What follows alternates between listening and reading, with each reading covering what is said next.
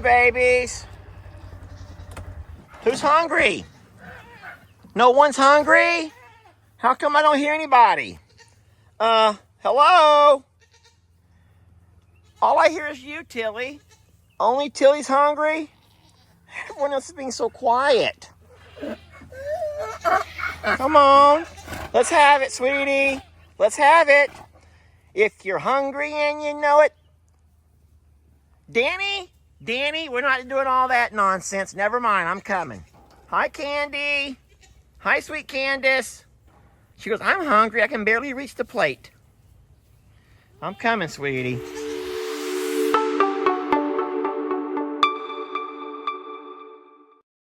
Time for coffee. Let's go. Who all is going out for coffee this morning? Crispus, settle down. Come on, Ritzy. Let's all have coffee. Oh, boy. We have a new coffee. Oh, okay. She has a TT, Mama. Who all's going to have coffee with Mom and Daddy?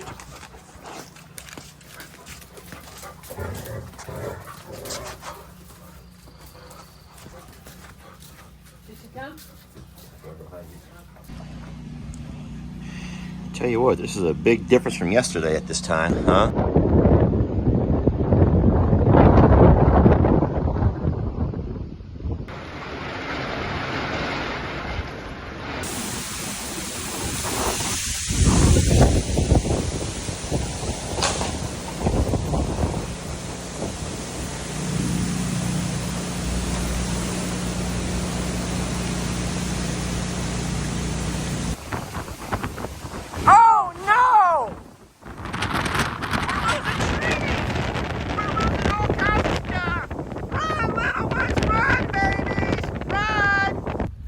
Today's my hard time day. Hi, Gray Goose. What's going on?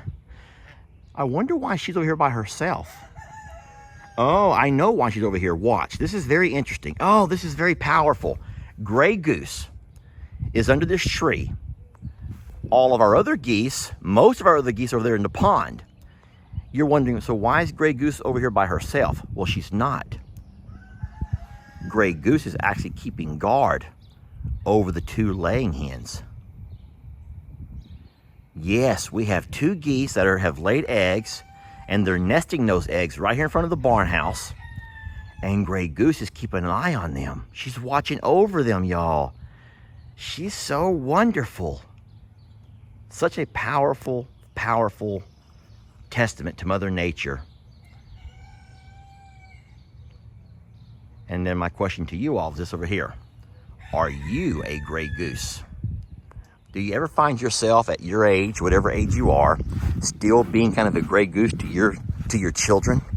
Woo-wee! I know I am. I am Gray Goose. I'll raise my hand right now and say, when it comes to my kids, I'm still the Gray Goose. I will protect and defend my kids, no matter what the cost.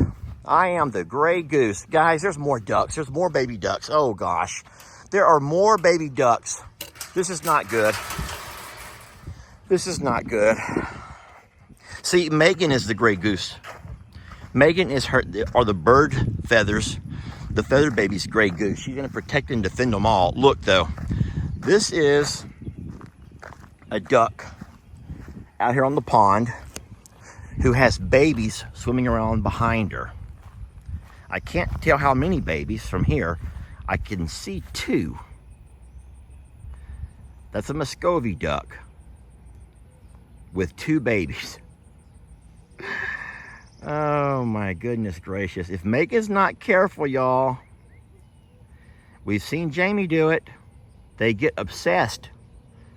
They get so obsessed and they just can't stop having more.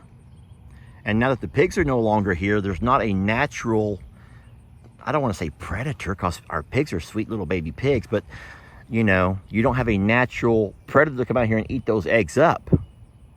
And so they find a place to nest and they lay up and they hatch these eggs.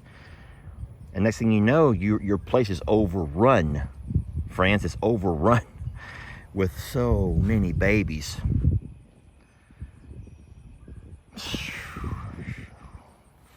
I know what you're going to say. Lester, mind your own business. That's not your business. Okay, you're right. It's not my business. We've not even touched this area here yet, friends. I know for those who've been asking about it, I'm embarrassed to say, but this has not been the top of the priority list. It looks horrible in here. The whole thing needs to come down and be reworked. There's grass growing up all into everything. This looks bad. I'm embarrassed. But hey, like I always say, I don't mind showing you the good, the bad, and the ugly. And I'm so sorry to say that our memorial garden looks pitiful right now. But it's just not been a top priority with everything else going on. I'll also add that we've allowed this hay here to get out of hand.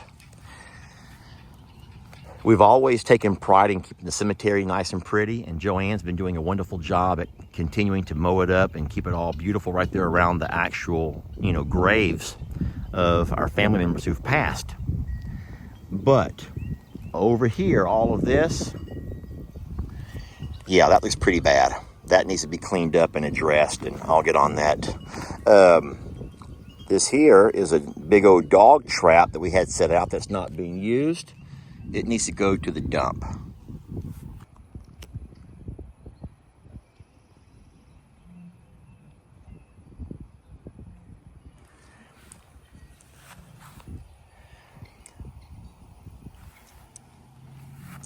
Do y'all realize, you may not realize this, but there's a full day's work right here alone in this small stretch of fence from that gate right there behind the church down this fence line and this memorial garden area.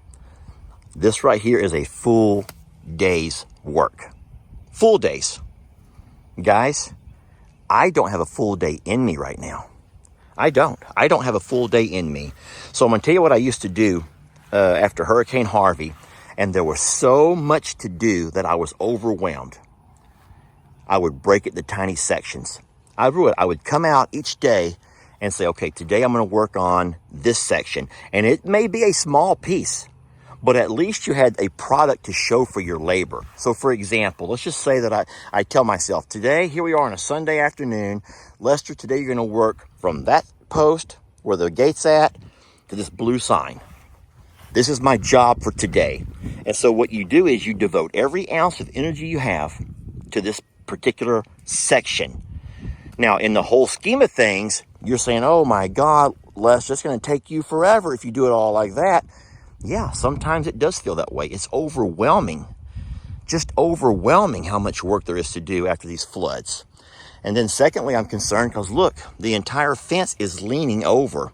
So the whole thing, after you get all this trash out of the way, what you have to do is come back with your post hole diggers and post hole dig right here at the post on every single one of these.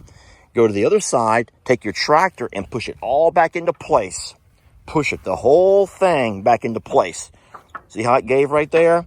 And once you give it back straight up and down where it belongs, now you'll come by on this side over here with your post hole diggers and dig down about 6 to 8 inches, and then you fill it with concrete. And you hope it holds. Now the only problem is, it'll hold fine until your next flood comes through here. And then you have to start it all over again.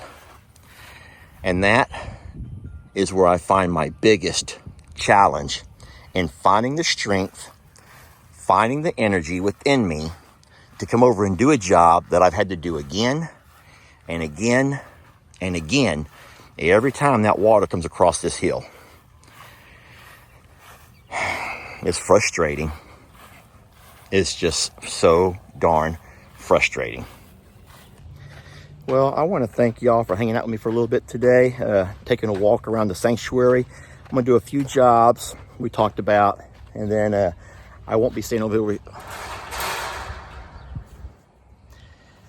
I'm going to do a few jobs like we talked about. I will not be staying over here the entire day.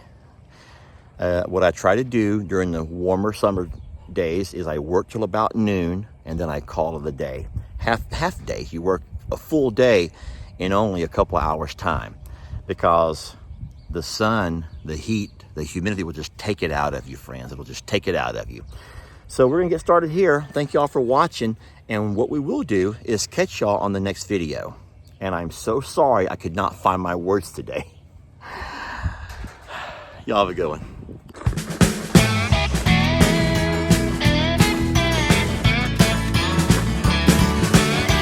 Don't let your troubles fester.